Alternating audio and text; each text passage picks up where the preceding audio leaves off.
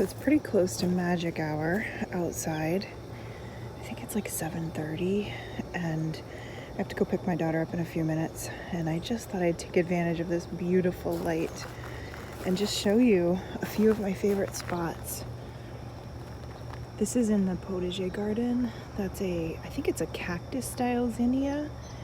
The most beautiful calendula color. It is so pretty. And then I've got the pink one over here. This is a hot mess, but it's okay. So what happened is, this was my seed bed where I planted all the little baby seeds out, and the plan was to move everything. Look at that dill. Oh my goodness. Wow, that's beautiful. And we have not had rain until the last 2 days. We have pretty much gone into a drought. And because of that, I was not willing to move plants because the thought of them, having to water them in because these were already established. So I ended up letting everything just grow in. And, I would not have put the Verbena boreensis in the front. I would have put it in the back of the potager garden. But, it's just wild and beautiful. So these are the runner beans. We are only saving seed from the runner beans because these were hard for me to find last year. I actually already have some, but these are an heirloom painted lady runner bean. And look at the little baby bean. So I will be saving seeds and probably offering some to my viewers, those of you who are kind of itching to get your hands on some of these too. Maybe I can make up little special thank you gifts and seed packets, and I don't know, maybe we could do a seed exchange. You tell me, what should we do? Let's do something fun. So that's the one. We are not eating those. We are just going to save seeds. And I imagine I'll get a pretty good amount. I think I have 6 plants. So an entire seed packet, I think, was maybe 10 plants. And I ended up having 6 that worked. And the other ones are in the other garden. So here's another little spot. The calendula just self-seeded out here, which I love. This was supposed to be mandarin lemon balm, and it ended up being carrots. So that was a surprise. This is double feverfew. And there's tansy down there, but it has not bloomed. And when I transplanted a bunch of it into the garden thinking it was tansy to go next to my squash plants for a squash bug deterrent, it ended up being feverfew. So I have feverfew all over the garden. And then this is a double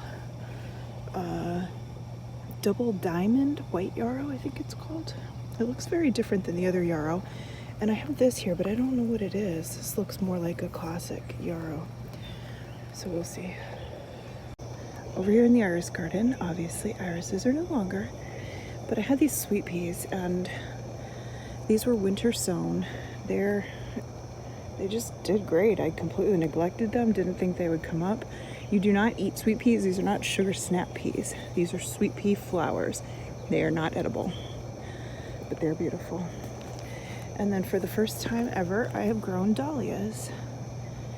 And I may not be in love with them like everybody else is, but they're pretty cool to grow.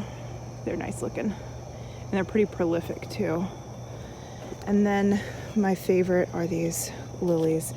A lot of my lilies got eaten by rabbits, and that was kind of a bummer. Okay, so here's a cucumber beetle on my dahlia, which is wild. These are supposed to have pink in them. They're supposed to be like a pink flower, but they're yellow. I have heard that Japanese beetles eat these, and I just killed one that you didn't see off camera. And then we've got strawflower. Planted a lot of strawflower. These alliums are dry. I need to cut those and bring them in for dry flowers. And then I just love this little corner with the snapdragons. This has not been planted, and that one is not planted. There was garlic in those and potatoes. Potatoes got harvested, garlic got harvested, And so I need to figure out what to plant in those. And I kind of want to plant flowers, quite honestly, because, well, I need to find a rabbit resistant flowers, but I'm thinking like some zinnias in there or something. Spaghetti squash growing all throughout this patch, which is pretty fun.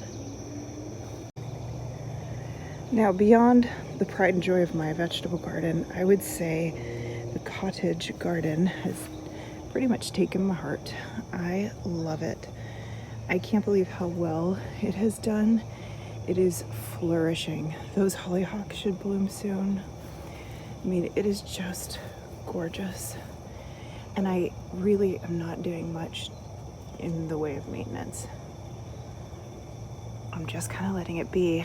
And because we put down a ton of cardboard, there's really no weeds. Like, it's a weed-free mulched. Probably add more wood chips soon. It is just so pretty. So we've got the pink zinnias back there. We've got this rudbeckia here. Salvia. It is just, I can't wait till the hollyhocks bloom. I just love it. And then, of course, the beautiful fence Dave built me. And then the one other area I wanted to show you is right inside the gate. My Yarrow and Snapdragon section that basically kind of just fits right into the cottage garden. So we've got this gorgeous medicinal yarrow, which I've been harvesting and drying. I've been having the flowers just in my teas. But the snapdragons are just so beautiful. Look at the colors. Look at that. So then you just like look through the fence and you see the zinnias, and I mean, it's just beautiful. I love the way the yarrow is just falling down. I think a calendula self-seeded over there, which is really fun. Dahlia knows she's not supposed to be in my garden, but when she figured out there were peas, she started coming in the garden more.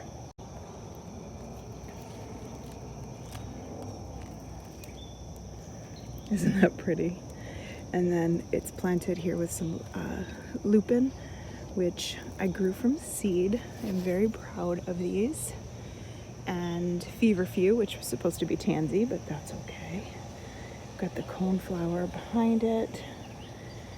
More feverfew. Squash plants that are more leaves and vines than fruit.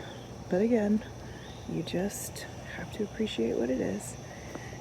Not as many flowers yet as I want. I think the next year, because most of these are perennials, next year I'll have a lot more flowers. But look at this nasturtium. Is that not the most beautiful nasturtium leaf ever? Yeah, that's beautiful. Oh. Okay, every time I say this is the last spot I want to show you, I'm gonna just probably say it 5 times. Okay, this is the last spot I want to show you, for real. For real. Okay, so I have never planted amaranth before, and I really did it just because I wanted to just learn the process, see what it was like, see how it all worked, and let me show you. So the amaranth is just tucked in this little kind of this long garden here, which I'll show you more in the full tour, but this is the asparagus bed up until, I think, up until there, that stick. And then I've just been doing like lettuce and leeks and flowers and anything that can grow up a fence. I put it in here. But the amaranth, I just didn't know what to expect. I knew it would get tall, and it's next to a valerian, which already flowered. Hopefully I'll get some more on that. But this amaranth, goodness gracious, it is stunning. I'm not even sure I'm getting the best. I thought this would be such good lighting to do videos in, but I might have to get you some more videos during the day. I just wanted you to see how beautiful everything's looking. A lot of spaces right now because things came out. So this is where all the cabbage came out. This is where the turnips came out. So I've got spinach planted there. I've got bush beans, spring onion, and mesclun mix all scattered in there. As I mentioned, we finally got rain. Look at this girl walking in my garden. She used to, in the winter, she would come in here and poop in here, so I'm very nervous. This was her poop spot, the sweet potato bed. So I'm a little nervous that she's gonna come poop in here. That's what I thought we'd do tonight, is just take a little walk through some of my favorite spots. I'm not including the vegetables because every vegetable is my favorite spot, but some of the flowers, because I'm not technically, you know, I'm not a grower of flowers, but I'm really enjoying it this year. And that is just, you know, remember when I had those red and black tulips growing around the pear tree that was blossoming with the white blossoms? I couldn't get enough of that spot. Like, that spot just overwhelmed me with joy. And now that little spot in the cottage garden with the yarrow and the snapdragons, and with the little cottage garden behind it is just like, I could just sit there and look at that spot all day. I love it so much. All right, well, more to come, more tours to come, more walkabouts of the garden. It is an in-between phase right now. We're in between harvesting from spring garden. We're about to get summer garden, and then in summer is when you plant the fall garden. So it's just a pretty wild time in the garden, and it is such a joy, and I am so grateful that you are here joining me. Thanks for being here. Appreciate you. Oh, and thank you for all your comments. Thank you for leaving comments, for saying hello, for connecting. It means the world to me.